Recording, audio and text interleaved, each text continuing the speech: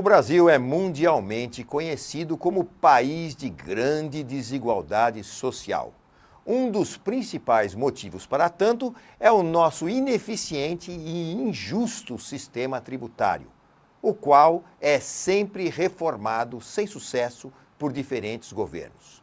Um verdadeiro quebra-cabeças monetário, porém, nenhuma mudança próxima à realidade do povo brasileiro foi proposta. O que temos são muitas emendas ao escasso orçamento público e agora, da nossa ínfima e deficitária Previdência Social. Infelizmente, é difícil haver uma verdadeira reforma tributária no Brasil sem se promulgar uma nova Constituição Nacional. E assim, o povo brasileiro vai levando sua vida como pode. É necessário e urgente um novo sistema tributário no Brasil para estabelecer políticas públicas realistas.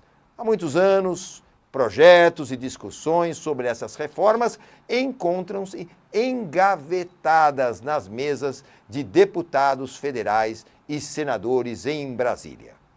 Agora, se o imposto, ou seja, o tributo, é uma obrigação do cidadão para com o Estado, o que pagamos tem princípios ligados ao atendimento objetivo de políticas públicas para a melhor qualidade de vida daquele que o provém.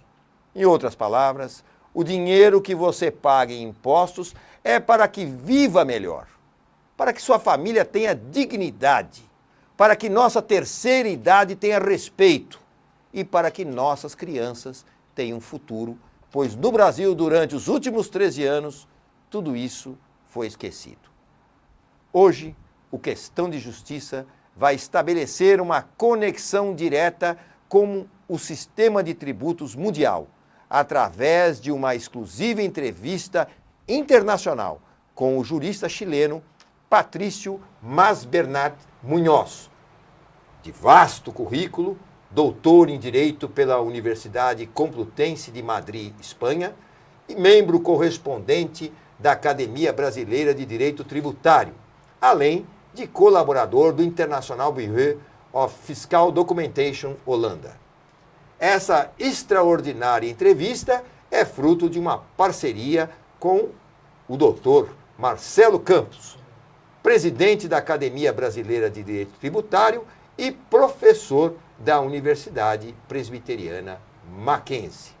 À frente do Questão de Justiça, nessa entrevista, eu, jornalista e radialista Raul Jafé.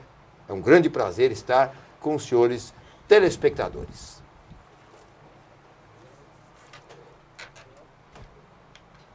Bem, então vamos aqui aos nossos convidados de hoje.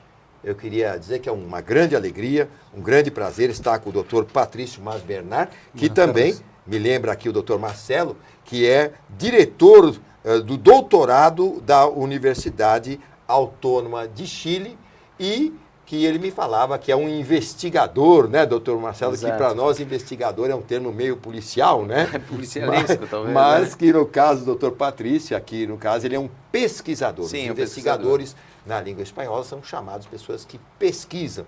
Ele é um grande pesquisador. Isso até, a gente falava até em off, até dá uma conotação a respeito disso, que no Brasil, agora que nós estamos começando com essa história de pesquisador nas universidades, pois né? De economia, no caso. Pouco tempo atrás você não ouvia falar nos pesquisadores, né? Você tinha um trabalho, você se formava, trabalhava no direito, necessariamente você iria ou manter uma atividade didática, pedagógica. Eu dou aula há 20 anos na faculdade de Direito da Universidade Presbiteriana Mackenzie e exerço algumas atividades acadêmicas junto à Academia Brasileira de Direito Tributário. Mas não era comum, era muito difícil você ter pesquisas e pessoas, inclusive, que conseguiam viver de pesquisa no Brasil. Hoje você tem aumentaram o número de pesquisas, né, em todas as universidades, né, e fora do país isso já era muito comum, né, ou seja, o professor Patrício Masbernat tem mais de 15 anos de pesquisa, né, trabalhando diretamente com pesquisa de sistemas tributários internacionais. Então, assim, para nós é uma novidade, ou para nós é uma recente proliferação das pesquisas, dos grupos de pesquisas junto às universidades. Né? Mas que hoje está animado, eu diria para você que hoje realmente a investigação é muito promissora e o trabalho que está sendo desenvolvido é um trabalho em contato com todo o mundo. Né? Ou seja, o que acontece é que existe uma aproximação, ou seja, redes de pesquisa estão sendo formadas em todo o mundo. O professor Mas Bernard, ele tem um trabalho e nós estamos tentando fechar cada vez maior número de redes de pesquisa, inclusive com a instituição Academia Brasileira de Direito Tributário e com universidades no Brasil. Né? Bom, doutor Patrício, é uma grande honra tê-lo aqui conosco. A Questão da Justiça agradece a sua presença. Sei que o senhor veio aqui de passagem para congressos e nos dá essa oportunidade de questionar. Acho que até a pergunta quase que óbvia que o nosso telespectador gostaria que a gente fizesse é o seguinte: qual a diferença de arrecadação do sistema tributário chileno para o atual sistema brasileiro? Quer dizer, o que o Chile conseguiu de eficiência no seu sistema tributário que faz com que o Chile seja o país que mais se desenvolveu na América do Sul nos últimos anos? En materia tributaria, yo creo que la mayor eficiencia fue la administración tributaria. Existió una preocupación en los años 90, hasta prácticamente hasta el 2000 y algo, 2005, 2006, por desarrollar al máximo la administración tributaria. Eso fue muy bueno porque ya los abogados, asesores de empresas tienen muy buen nivel, pero había que dotar al Estado de gente altamente preparada.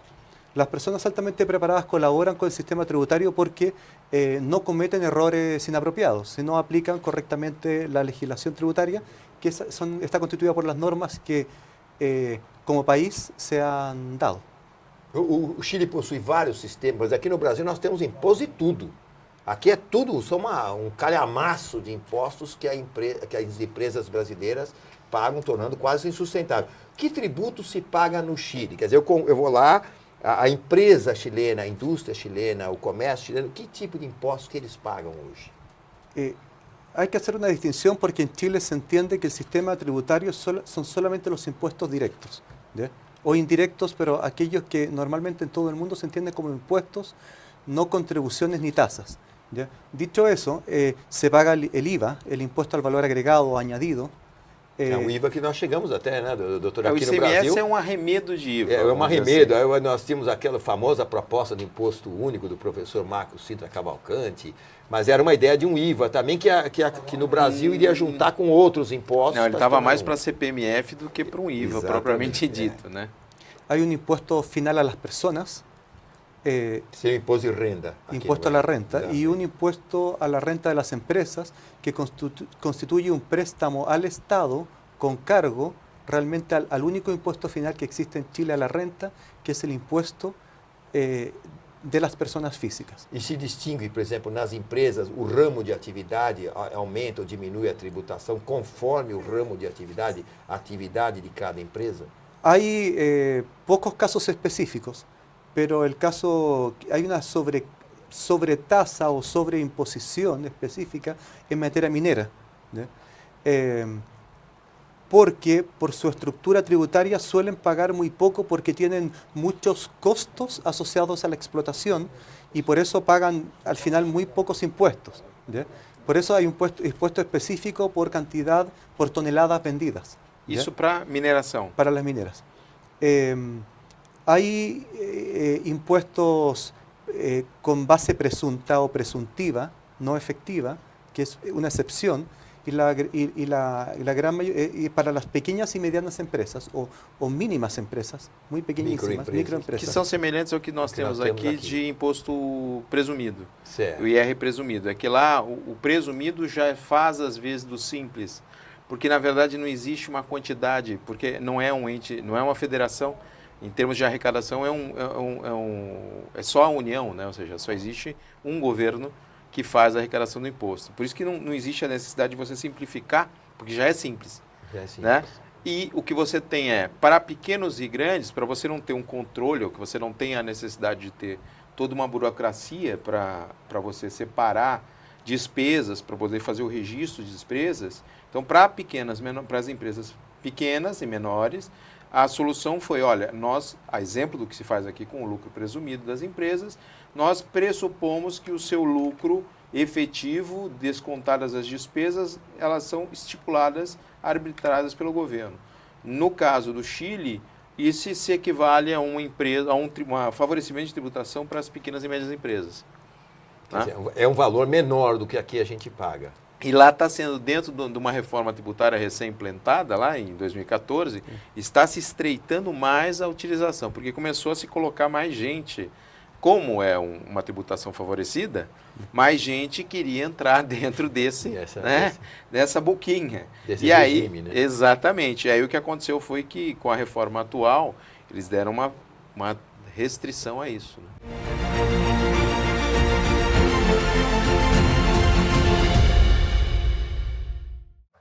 Conhecimento que gera ações. Ações que geram impacto. Em 40 anos de história, o SESA se consolidou como uma entidade inclusiva e moderna. Mais de 1.000 sociedades, 16 seccionais, 13 comitês. Nossa missão? Liderar temas fundamentais para as sociedades de advogados e o direito. Nossa visão? Ser a instituição de referência, com credibilidade e vanguarda. Atuamos com excelência, liderança, modernidade plural e inovação colaborativa. A excelência técnica de nossas associadas nos destaca. Nascemos para impulsionar o desenvolvimento das sociedades de advogados. Debate sobre regulamentação, gestão, formação de sócios.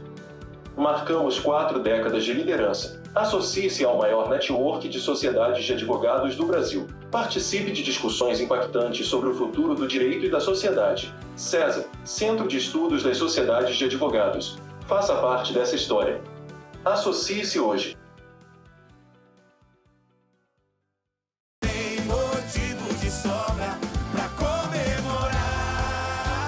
São Paulo completa 472 anos e quem comemora é você, que vive a cidade com mais segurança, que aproveita o verde cada vez mais presente nas ruas, que faz esta capital ser a terra da oportunidade e do emprego. Porque quando São Paulo melhora, a vida da gente melhora junto. E quando a vida melhora, a gente comemora. Prefeitura de São Paulo.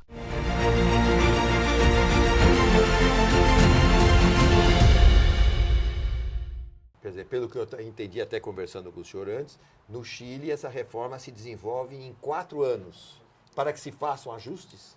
Sí, el fundamento de la reforma tributaria era doble. Primero, financiar derechos sociales, básicamente el derecho a la educación gratuita, La casa pública. própria, né? No, básicamente la educación pública. A educação pública. Educação Porque lá não pública. existia essa, não é como no Brasil que você não tem. Lá mesmo as públicas são pagas. Né? Tá. Então existe lá realmente aquela questão da privatização, ou seja, tudo é privatizado e você não tem como, você cobra efetivamente o imposto sobre, você cobra efetivamente o imposto de quem utiliza o serviço público de educação. Então são poucos, mas ainda assim são pagos, ou eram pagos sempre, nunca tinha uma gratuita. Agora, com isso, vai se ter, ou seja, se começou a entender com a possibilidade de você ter alguns setores, né? São muito poucos, muito restritos, mas vai ter um pagamento por parte do governo do estudo para os que não têm condição de pagar. Porque, segundo, até é importante esclarecer, que o doutor Patrício vinha nos comentando aqui em off, que no Chile... nada, é o contrário do regime que estava sendo implantado no Brasil até agora, que é um regime onde se procura dar toda a força ao Estado. O Estado aqui quer deter o poder em tudo. Lá no Chile não, pelo contrário, o Estado não tem praticamente influência, né? Tudo é privatizado, é isso? Lo que pasa es que esto es un sí y un no como respuesta u observación, porque el Estado es grande. El Estado tiene muchos recursos, incluso tiene con la reforma tributaria más recursos, solo que la gestión de los recursos o la gestión de los servicios públicos se hace por el sector privado, ¿ya? Y entonces el Estado de Chile recoge dinero a través de impuestos para la educación de todos los estudiantes, por ejemplo, universitarios, pero la gestión de esa educación la pueden dar empresas privadas o el sector público, ¿ya? lo mismo pasa en diversos sectores como infraestructura u otros. El Estado tiene una importante participación, pero más que nada en la regulación o en la entrega de subsidios o fondos para que la gestión la realicen empresas privadas. Ese es el sistema. Y el otro objetivo de la reforma tributaria, que como tú bien dices, se desarrolló gradualmente en varios años, es otorgar mayor justicia tributaria a los impuestos, a la carga tributaria. Es decir, que reflejara mejor las capacidades contributivas de cada contribuyente, o la capacidad económica de cada contribuyente. Y eso se logró en alguna medida, y por eso se incorporó una cláusula anti-elusión, y vinculado a esa reforma tributaria llegó esta cláusula que estábamos hablando en off, sobre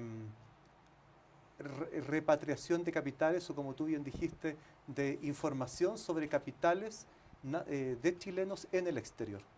Só para você ter uma ideia, essa reforma que o Patrício diz, primeiro, o mais surpreendente, né, dentro do começo das suas palavras aqui hoje, ou seja, lá você tem um processo de reforma. Né? Não é uma reforma, a partir de amanhã tudo funciona, ninguém sabe o que tem que fazer, o governo está perdido, está todo mundo perdido, não sabe como é que vai. Geralmente 31 de dezembro, ou seja, a partir de janeiro já se inicia. Agora, há pouco tempo atrás, se deu um prazinho de 90 dias, mas nós estamos acostumados no Brasil em reforma, é final de ano, no ano seguinte você já começa andando sem saber o que é que vai, para onde vai, né? E muitos dos empresários entrando em passivos tributários sem ter a menor noção do que está acontecendo. Então, assim, ele entra, começa o ano, começa a fazer o trabalho e já se depara com uma nova legislação que não tem a menor noção de como conseguir segui-la. O que acontece é o seguinte, primeira coisa que ele falou que é importantíssima, existe lá no Chile uma confiança naquilo que se chama SII, né, qual que é a sigla SII? Serviço de Impostos Internos, Internal Revenue Service, como em Serviço de Impostos Internos, né, que é a nossa Receita Federal. Então, eles têm uma confiança muito grande. A Receita está muito preocupada em orientar. Né? E isso fica muito claro porque todos têm segurança. Né? Isso eu observei, eu já fui ao Chile fazer palestra, e você se observa que existe uma confiança muito grande, coisa que no Brasil não existe. Né? Então você tem, primeiro, uma confiança de que não se está preocupado unicamente com a arrecadação, mas principalmente com a orientação. Né?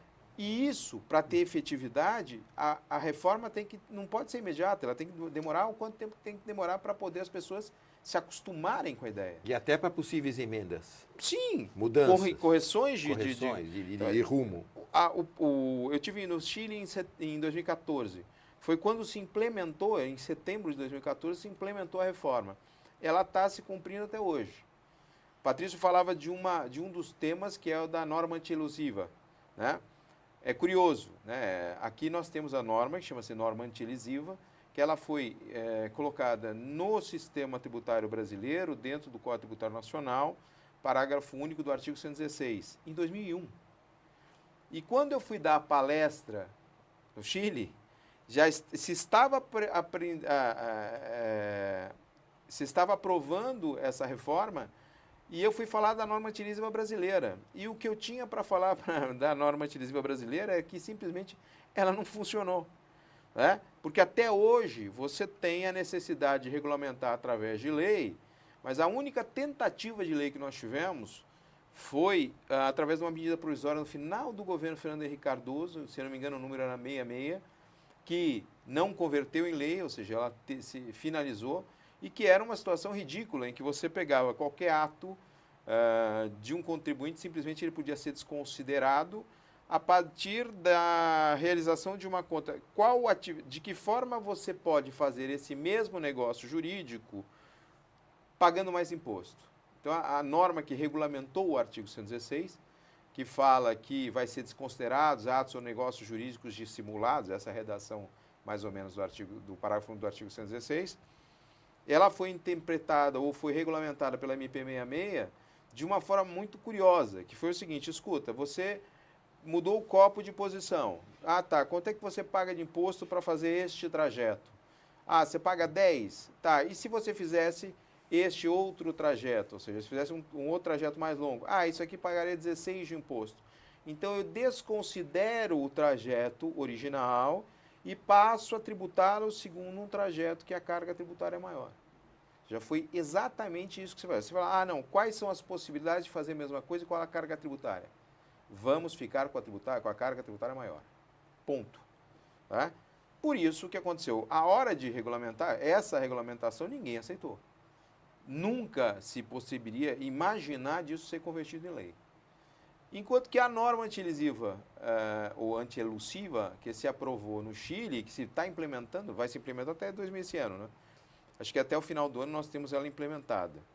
O processo todo é até 2018, mas ele vai sendo aplicado de forma fatiada, vamos dizer assim. A norma antielusiva ela foi aprovada, tem que ser implementada até o final do ano, tanto que é objeto de uma cartilha que o governo chileno fez, explicando como é que funciona, né? Que na verdade é uma coisa interessante. Mas houve grande modificação do sistema anterior, quer dizer, foi grande, muito palpável. Sí, pero produjo algunas dificultades, porque a pesar de que estuvo bien hecho, porque comenzó con un pacto de todos los partidos políticos, pero cuando llevaron el pacto a la letra, hubo algunas disconformidades de cómo se escribió la primera reforma, y esta reforma en el año 2015 fue nuevamente modificada.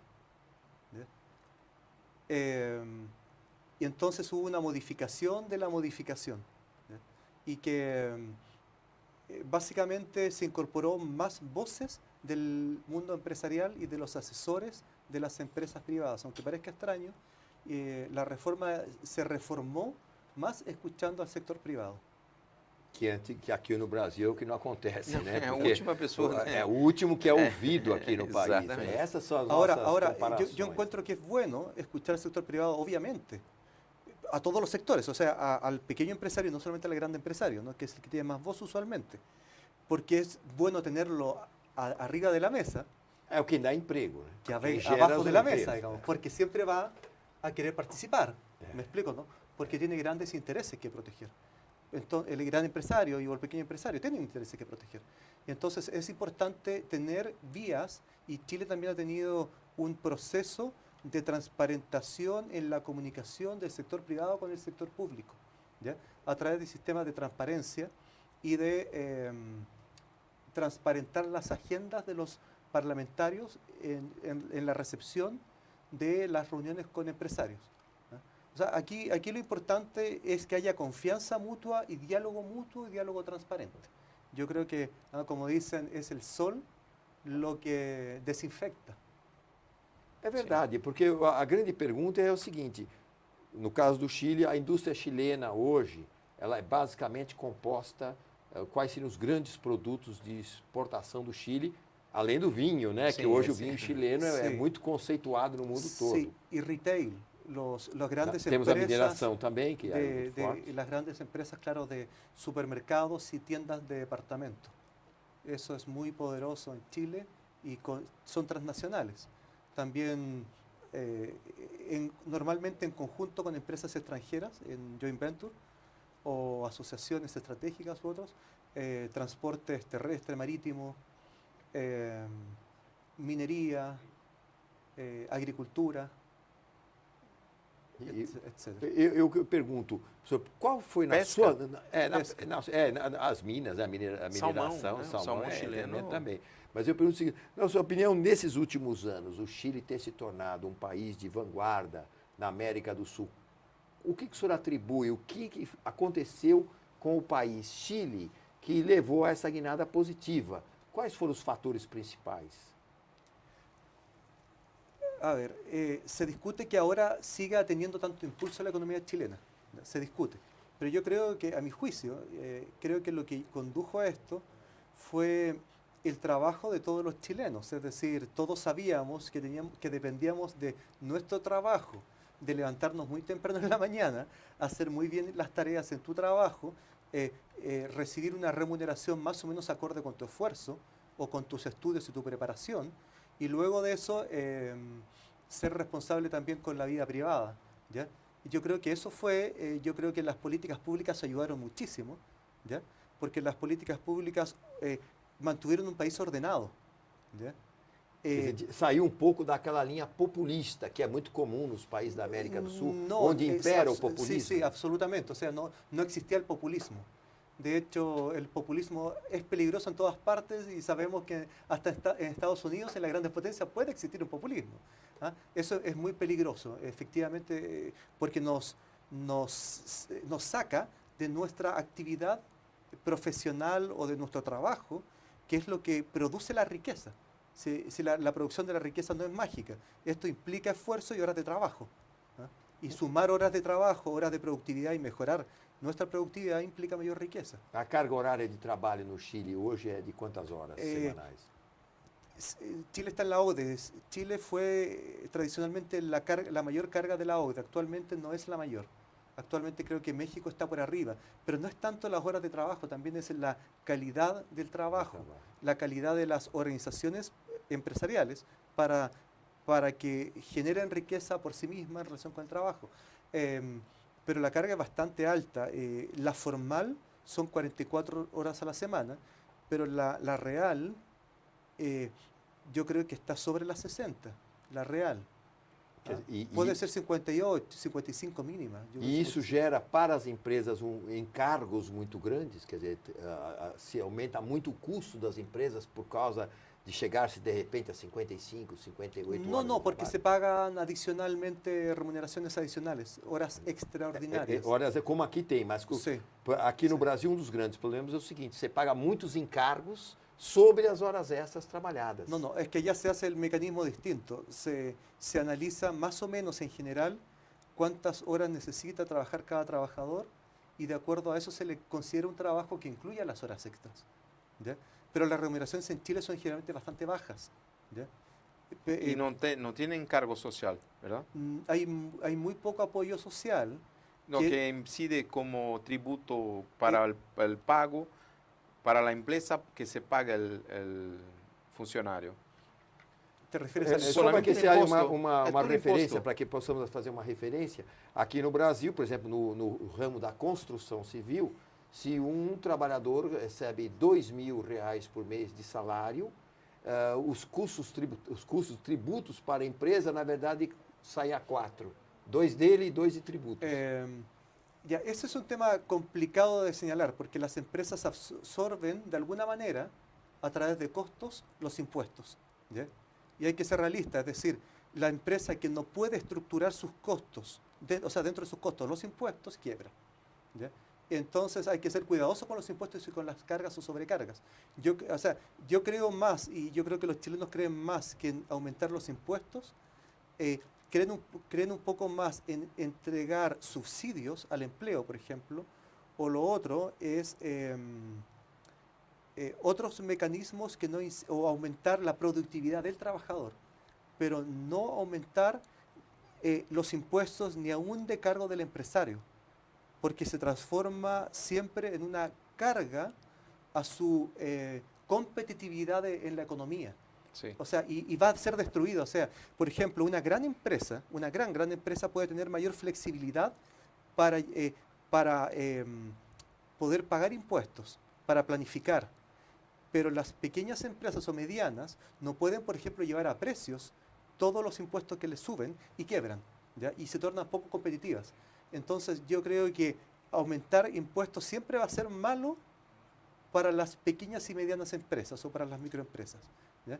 Y lo que hay que apostar más, y yo creo que Chile le fue bien mientras ha apostado más, en la formación del capital humano, en el aumento de la productividad, en el aumento de la remuneración y un sistema tributario transparente, fácil de utilizar, una administración tributaria que acompañe más que ataque al contribuyente. Eso es un ideal. En todo caso, Chile tiene algunos defectos, ¿ah? Pero yo creo que gracias a Dios aún tenemos menos defectos que virtudes.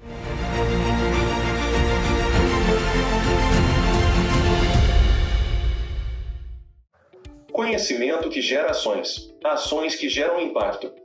Em 40 anos de história, o SESA se consolidou como uma entidade inclusiva e moderna. Mais de 1.000 sociedades, 16 seccionais, 13 comitês. Nossa missão? Liderar temas fundamentais para as sociedades de advogados e o direito. Nossa visão? Ser a instituição de referência, com credibilidade e vanguarda. Atuamos com excelência, liderança, modernidade plural e inovação colaborativa. A excelência técnica de nossas associadas nos destaca. Nascemos para impulsionar o desenvolvimento das sociedades de advogados. Debate sobre regulamentação, gestão, formação de sócios. Marcamos 4 décadas de liderança. Associe-se ao maior network de sociedades de advogados do Brasil. Participe de discussões impactantes sobre o futuro do direito e da sociedade. SESA, Centro de Estudos das Sociedades de Advogados. Faça parte dessa história. Associe-se hoje.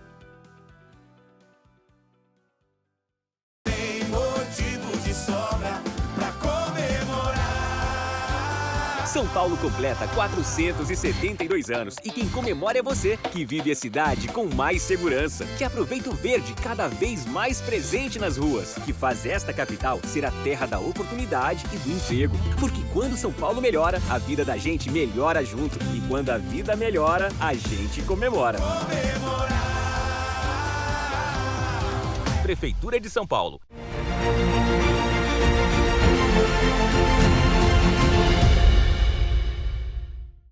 Um grande abraço ao nosso apresentador principal, produtor desse programa, diretor, Walter Cilione. Um grande abraço a Walter Cilione, que estará com vocês de volta na semana seguinte. E eu fico o privilégio de ter aqui 2 mestres em Direito Tributário internacionais, inclusive o Dr. Patrício Mas Bernard, que, entre outras, é diretor de doutorado da Universidade Autônoma do Chile, além de um vasto currículo.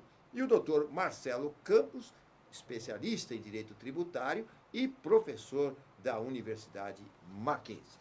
Agora, nesse segundo bloco, vamos falar de um assunto que está mexendo muito com as pessoas, que é a questão da repatriação do dinheiro público. Ou seja, o Brasil entrou num sistema que o Chile também entrou há algum tempo com muito sucesso, em que se dá uma espécie, não é bem uma anistia, né, doutor Marcelo? Mas se permite que aquelas pessoas que tinham dinheiro no exterior, né, muitos levaram ou para fins ilícitos, outros levaram para se proteger, né, outros levaram porque tinham empresas no exterior, enfim, muita gente levou o dinheiro de forma irregular do Brasil e agora tem que se denunciar. Por quê? Porque os acordos internacionais que o Brasil está fazendo, não só com os Estados Unidos, mas com outros países, está denunciando o dinheiro que brasileiros possuem no exterior.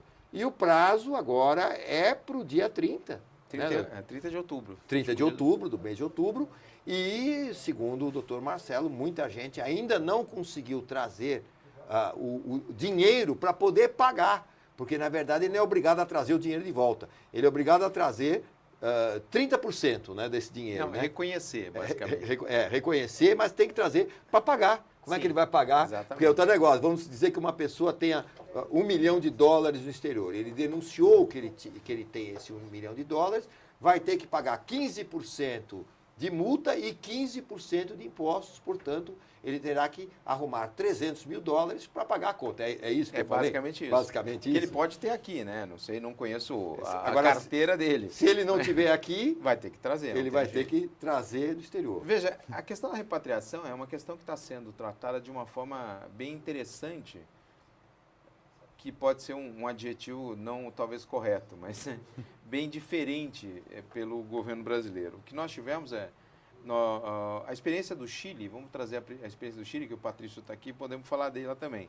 Ou seja, nós tivemos na reforma tributária chilena a própria oportunidade de repatriação também. Por quê? Porque o que se pensou foi o seguinte: o Brasil e Chile estão participando de troca de informações entre as receitas federais através da OCDE. O Chile é um dos únicos países na América Latina que juntamente com o México, que são membros da OCDE. O que é a OCDE? OCDE é a Organização de Comércio... Cooperação e Desenvolvimento Econômico. Isso, comércio e economia. É isso, Cooperação e Desenvolvimento Econômico. E essa OCDE, ou seja, os países membros começaram a trocar. O foco é transparência. e começaram a trocar informações, as receitas federais começaram a trocar. Ao mesmo tempo, nós temos para o lado dos Estados Unidos o chamado FACTA, né? Que é um acordo também de troca de informações. Então, o que aconteceu foi o seguinte, né? Além disso, nós tivemos Panama Papers, nós tivemos Bahama Papers, nós tivemos alguns outros leaks, que são esses vazamentos de informação, em que... De paraísos, vou esclarecer para o nosso telespectador, que são paraísos fiscais, né? Onde Sim, as pessoas na montam verdade, suas offshores. Não, o que acontece é o seguinte, o Panama Papers, na verdade, era o arquivo, é um hacker que quebrou o sigilo de um escritório de advocacia que tinham várias empresas que estavam sendo organizadas, essas sociedades, que eram organizadas em paraísos fiscais e que você não identificava os reais proprietários do dinheiro, né? Então, você não tinha como identificar quem eram os sócios. E aí, o que aconteceu? Esse hacker, ele quebrou e conseguiu ver quem eram os reais sócios daquilo. E isso, juntamente com uma empresa de investigação internacional de jornalistas, tornaram público esse conteúdo que o hacker quebrou. Ao mesmo tempo, e mais recentemente, nas Bahamas, boa parte das empresas estavam no Panamá, que eram do escritório Fonseca, Mossack Fonseca. Ao mesmo tempo, e mais recentemente, nas Bahamas, nós tivemos o mesmo fenômeno. Hackers quebrando o sigilo e expondo os reais sócios dessas empresas, né? Então, o que acontece é o seguinte, você tem isso, informação sendo trocada, pressão dos Estados Unidos para informação acerca de contas correntes e transferências de dinheiro, isso a partir de 11 de setembro, né? Se começou a se focar muito nisso, porque Pelo aí terrorismo, pelo terrorismo, principal, né? Sim. E aí toda essa troca de informações necessariamente haveriam de resultar em uma identificação de todas essas pessoas que tinham dinheiro fora. E eu acho que o grande problema, pelo menos isso foi falado abertamente no Chile, no Brasil não tanto, que essa quantidade de informação que passa a ser informada automaticamente a partir do ano que vem, essa quantidade de informação, evidentemente, tem dificuldade de ser processada. Você não tem como processar tanta informação. Então, os governos fizeram o seguinte, eles optaram por fazer uma norma de repatriação, que, na verdade, não há necessidade efetiva do dinheiro retornar ao Brasil. Evidentemente que caso, por exemplo, como você falou, você precisa pagar o imposto. E você não tem o dinheiro aqui, Você não né? tem dinheiro aqui, você tem que trazer uma parte para poder pagar o imposto. E é isso que os bancos estão dificultando nesse prezado momento. E esse momento, o que acontece é o seguinte, nós tivemos um processo, ele foi recentemente regulamentado, diria 2 meses atrás. De lá para cá, nós tivemos uma tentativa de uma alteração do texto legal que regula essa repatriação. Então, nós tivemos boa parte das pessoas aguardando veja, tinha uma norma aprovada, né? Uma lei de repatriação efetivamente.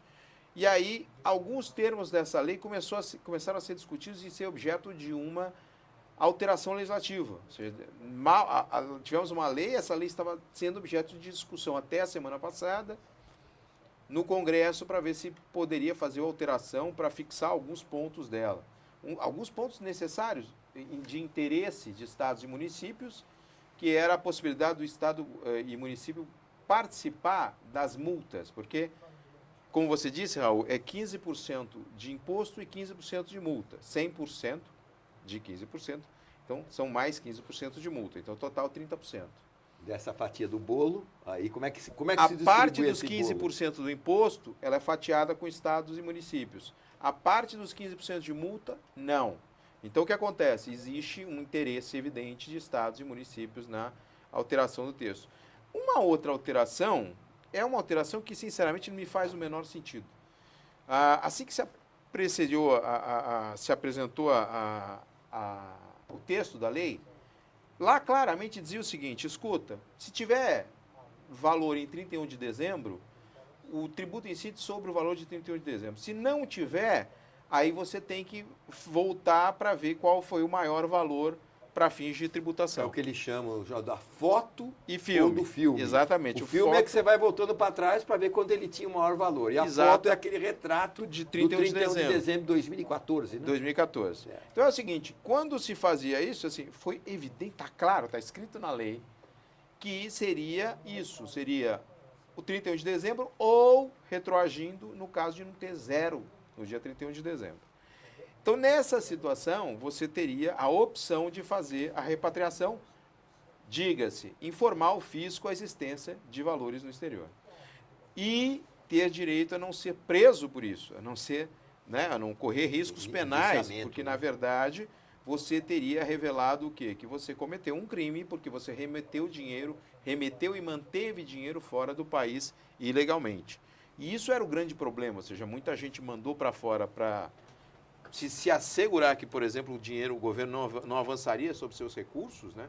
Isso foi uma prática, sobretudo, desde o Collor, quando se avançou com a poupança, o pessoal ficou meio gato escaldado. Quer dizer, né? nem todos foram mal intencionados no sentido de lesar o país, mas com medo de repente, ter o seu dinheiro tomado e não ter onde se virar, né? Exatamente. É diferente do sujeito mal intencionado que desviou, que usou caixa. O traficante de drogas, por exemplo, não consegue repatriar. Você não tem como repatriar. Ou esse dinheiro que estão aí nas lava-jatos, nessas... Também não tem, porque você vai acabar se identificando como sendo, ou seja, não existe...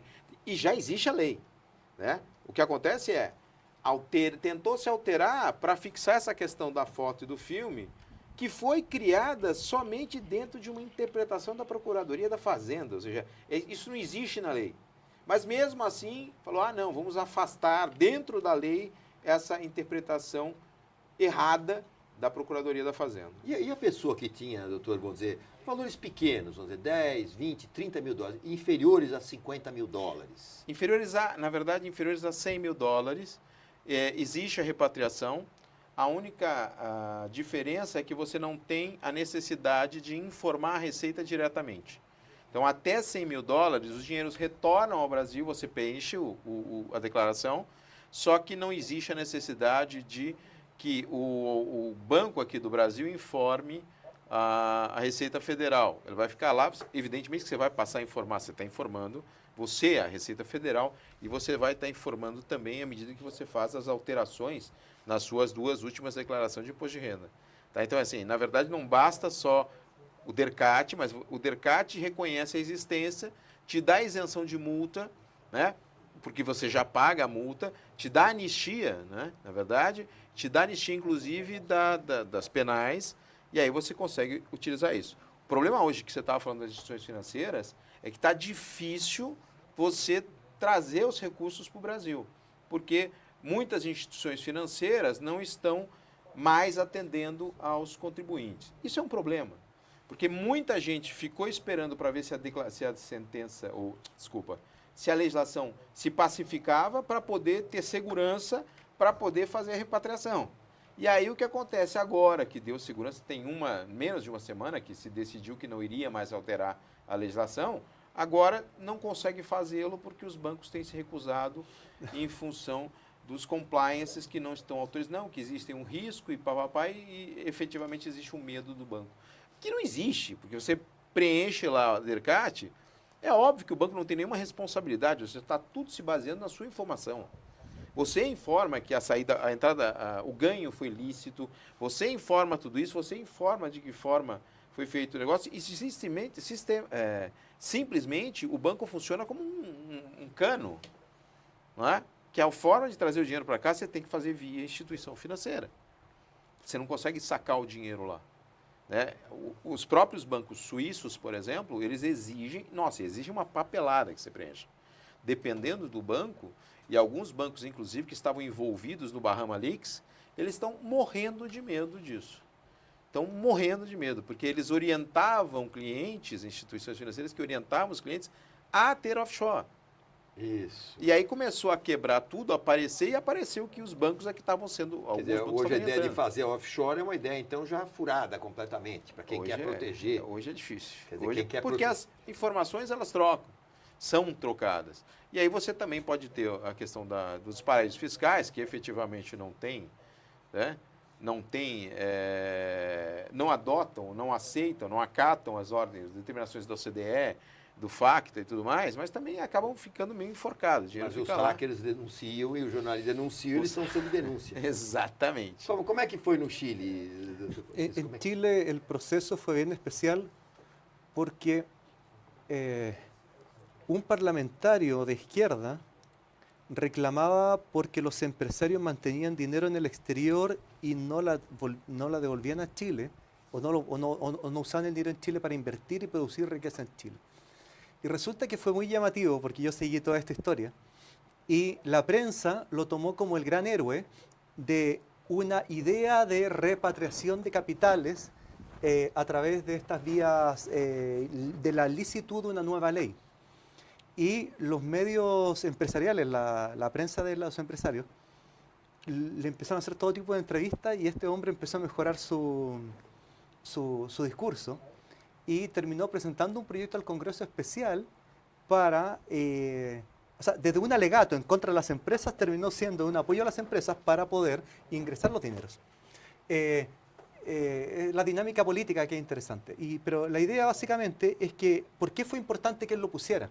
Porque era un parlamentario de izquierda, entonces de alguna manera legitimaba el discurso que no era un problema de aquellos empresarios que defienden la posición de los empresarios, sino un empresario que defiende otros intereses, que apoyan esta idea de la repatriación, pero realmente era de la información de los capitales chilenos en el extranjero. Luego de eso, esto fue junto con la reforma, hubo una gran discusión y se planteó que cómo era posible blanquear dinero de personas que incumplían con la ley tributaria. No estamos hablando de delincuentes, solamente incumplidores, infractores de la ley tributaria. En la medida que estábamos creando una reforma tributaria para promover la justicia tributaria. ¿Ya? Pero... houve, no caso, assim, vamos dizer, ameaças criminais, quer dizer, de ser enquadrado criminalmente, a repatriação, como está sendo aqui no Brasil, por exemplo? Foi uma coisa mais espontânea, quer dizer, traga, denuncia, que não se acontece Exacto, nada. sí, porque a ver, se entiende que el empresario chileno no comete gran delito, lo que hace simplemente es levantar una empresa en el extranjero, probablemente por algún monto de dinero que recibió en el extranjero, y lo dejó solamente en el extranjero para hacer una inversión en el extranjero, ¿ya? Y la dejó en el lugar donde más convenía, que era un paraíso fiscal. Tampoco, me explico, ¿no? Y eso suele suceder, o sea, incluso patrimonios pequeños de personas con poco patrimonio, por ejemplo, quizás si yo hubiera tenido una asesoría, por ejemplo, en Francia, me pagan desde Francia, y yo quizás por el banco lo haga directamente en las Bahamas, y ahí haga alguna actividad. Pero... básicamente esto terminó con la explicación de cada 10 o 12 o 13 años en Chile se hace realmente una amnistía fiscal, se hace, ¿ya?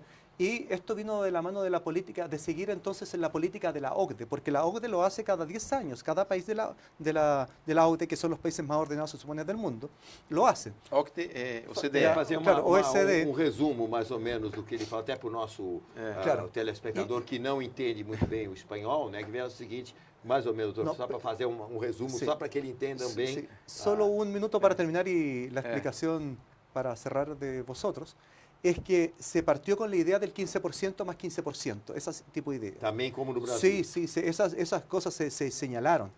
Pero yo creo que primó en cierta medida la razonabilidad, porque la transparencia de la información de los inversionistas chilenos en el exterior no tiene solo por objeto contribuir, ya es mucho, porque es el 8% total de lo declarado, de los bienes declarados, que puede llegar a ser realmente más que la tributación de una empresa en el extranjero o en Chile. Me explico, es el 8% de todo lo declarado, no es poco, ¿ya? Pero más importante que eso incluso es la trazabilidad, trazar la información de los empresarios y todas sus operaciones en el exterior y todos los bienes y cómo lo hacen, y eso es una información muy buena que tiene, claro, que tiene la Administración Tributaria chilena para hacer un mejor control tanto para esos contribuyentes que declararon como para todos los demás que estén en situaciones parecidas. Entonces yo creo que es una suma absolutamente buena la amnistía cada cierto tiempo, con todas las resguardos que correspondan, e hecho corretamente. Rápido resumo, mais ou menos. Bom, primeiro, nós podemos aí agregar até algumas coisas. Primeiro, o processo de repatriação no Chile, ao contrário do nosso, que no fim sobraram 3 semanas para fazer, 2 no máximo, 2 e meia talvez, ele demorou 1 ano, né, durante o ano de 2015.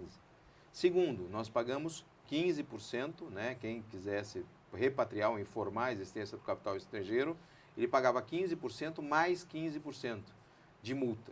né? O Chile começou com esse cálculo parecido e aí no final se fechou em 8%. O total de arrecadação do Chile no processo de repatriação foi de 1,5 bilhões de dólares. Isso só de imposto trazido para o governo, para os cofres públicos, que são pequenos em relação ao Brasil por uma questão de tamanho, mas são muito expressivos, né? 7.800 pessoas fizeram a repatriação no Chile. Ou seja, assim, foi um sucesso. Definitivamente foi um sucesso. E a preocupação era, e é muito diferente, é difícil até a gente compreender. Primeiro, que a carga tributária de 8% para eles já é alta. Então, para nós que estamos acostumados a pagar o diabo, então 8% para nós é um paraíso, né? Mas no Chile não, já é considerada alta. E efetivamente nós temos um processo de repatriação que durou 2 semanas e meia contra 1 ano do Chile, né? E que foi proposto por interesse da própria sociedade e o Patrício diz, é importante periodicamente você ter anistias para permitir a regularização das questões que envolvem a política fiscal. E no Brasil, o refis, por exemplo, está sendo objeto de críticas, a existência ou a possibilidade de existência de um refis está sendo objeto de crítica e o empresário brasileiro não vai conseguir sobreviver se não tiver um refis. Bom, tá certo. Pessoal, nós vamos chegando ao final, só queria retratar, Naldo, que se formos falar em carga tributária Brasil e Chile, o Brasil tem mais de 45% de carga. Nós trabalhamos 5 meses ou mais para pagar impostos, né? No Chile são por volta de 28%. 28%, pero hay que agregar también lo que no se cuenta como carga, que es las cotizaciones a Seguridad Social y a Salud, que en Chile no se cuenta. Seguro Social e Saúde. Claro, queda mais ou menos semelhante. Bom, olha, o papo estava ótimo aqui, tinha muito mais coisa a gente para perguntar, mas o tempo é implacável. Eu queria agradecer ao Dr. Patrício, muito honrado de tê-lo conosco ao programa, o senhor acrescentou bastante. Eu espero que, vindo ao Brasil, possa voltar aqui no nosso programa mais vezes. Muchas gracias. E eu, doutor Marcelo, obrigado pelas suas ilustrações. O convite, agradeço. E espero também que possamos continuar, porque nós queríamos falar um pouquinho da PEC, essa PEC do 241. 241, mas não deu tempo, realmente, foi muito mais importante a gente comentar sobre essas questões tributárias entre Brasil e Chile. Questão de justiça vai ficando por aqui. Um grande abraço a todos os senhores telespectadores.